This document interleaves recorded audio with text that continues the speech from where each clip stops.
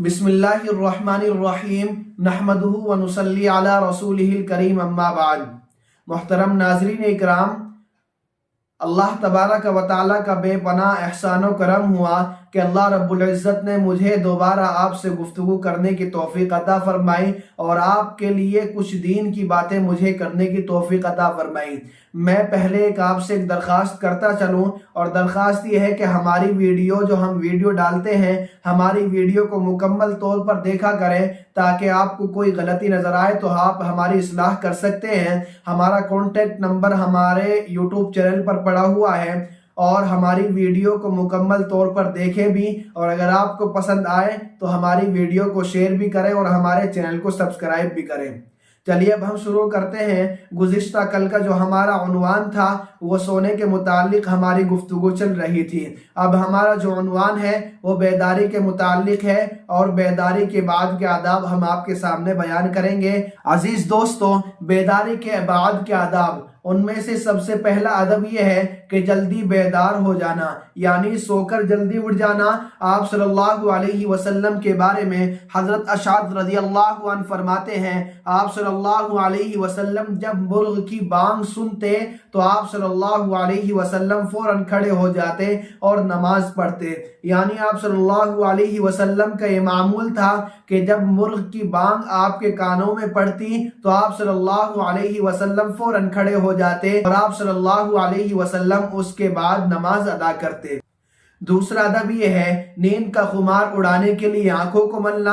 آپ صلی اللہ علیہ وسلم کے بارے میں حضرت عبداللہ بن عباس رضی اللہ عنہ ارشاد فرماتے ہیں، ایک مرتبہ کا واقعہ بیان کرتے ہیں کہ میں اپنی خالہ حضرت میمونہ رضی اللہ عنہ کے گھر رات گزارنے کے لیے ایک مرتبہ پہنچا، اور واقعہ بیان کرتے ہوئے فرماتے ہیں کہ آپ صلی اللہ علیہ وسلم پہلے بیدار ہوئے، پھر آپ صلی اللہ علیہ وسلم نے آنکھوں کو ملنا شروع کر دیا اور نیند کا خمار اتارنے کے لیے اپنی آنکھوں کو ملا، اور پھر آپ صلی اللہ علیہ وسلم نے وضو کیا، پھر آپ صلی اللہ علیہ وسلم نے نماز ادا کی۔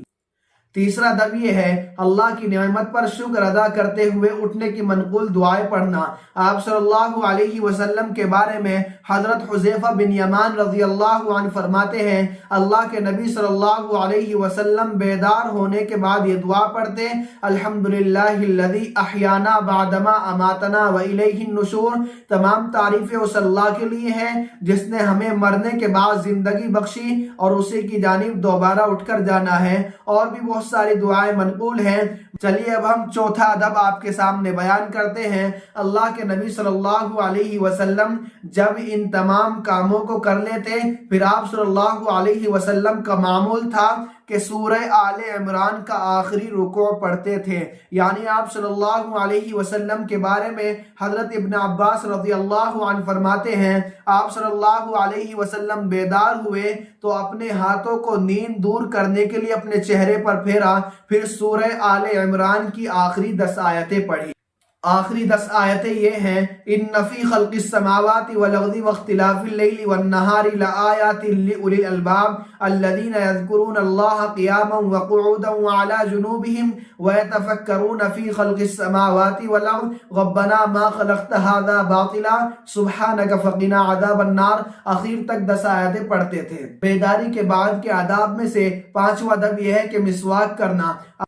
آپ صلی اللہ علیہ وسلم کے بارے میں حضرت ابن عمر رضی اللہ عنہ فرماتے ہیں، اللہ کے نبی صلی اللہ علیہ وسلم بیدار ہوتے تو پہلے مسواک فرماتے تھے۔ بیداری کے بعد کے آداب میں سے چھٹا ادب یہ ہے کہ دونوں ہاتھوں کو پہنچوں تک 3 مرتبہ دھونا۔ آپ صلی اللہ علیہ وسلم نے ارشاد فرمایا، جب تم میں سے کوئی نیند سے بیدار ہو تو اپنے ہاتھوں کو برتن میں نہ ڈالے یہاں تک کہ اسے 3 مرتبہ دھو لے، کیونکہ اسے معلوم نہیں ہے کہ اس کے ہاتھ نے رات کہاں گزاری، یعنی اس کے ہاتھوں نے رات کہاں گزاری یہ اسے معلوم نہیں ہوتا۔ بیداری کے بعد کے آداب میں سے 7واں ادب یہ ہے کہ وضو کرنا اور اس میں ناک برابر صاف کرنا۔ آپ صلی اللہ علیہ وسلم نے ارشاد فرمایا، جب تم میں سے کوئی سو کر اٹھے تو وضو کرے اور 3 مرتبہ ناک صاف کرے، کیونکہ شیطان آدمی کے ناک کے باسے پر رات گزارتا ہے۔ اور بیداری کے بعد کے آداب میں سے 8واں ادب یہ ہے کہ گھر والوں کو بیدار کرنا۔ آپ صلی اللہ علیہ وسلم نے ارشاد فرمایا، جب کوئی شخص رات کو بیدار ہو اور اپنی بیوی کو بھی بیدار کرے اور دونوں 2 رکعتیں پڑھے تو مرد کا نام کثرت سے ذکر کرنے والوں میں اور عورت کا نام کثرت سے ذکر کرنے والوں میں لکھ دیا جاتا ہے۔ بیداری کے بعد کے آداب میں سے 9واں ادب یہ ہے کہ نماز پڑھنا۔ آپ صلی اللہ علیہ وسلم نے ارشاد فرمایا، جب آدمی رات کو سو جاتا ہے تو شیطان اس کی پیشانی پر 3 گرہ لگاتا ہے اور ہر گرہ پر یہ کہتا ہے کہ تو سو جا، رات بہت لمبی ہے۔ بس اگر وہ بیدار ہو کر اللہ کا ذکر کرتا ہے تو ایک گرہ کھل جاتی ہے، پھر وضو کرتا ہے تو دوسری گرہ کھل جاتی ہے، پھر نماز پڑھتا ہے تو تمام گرہ کھل جاتی ہیں، اور وہ صبح کرتا ہے چست اور خوشگوار حالت میں، ورنہ وہ صبح کرتا ہے سست اور بری حالت میں۔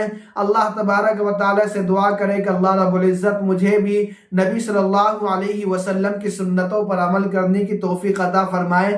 آمین۔ وآخر دعوانا ان الحمدللہ رب العالمین۔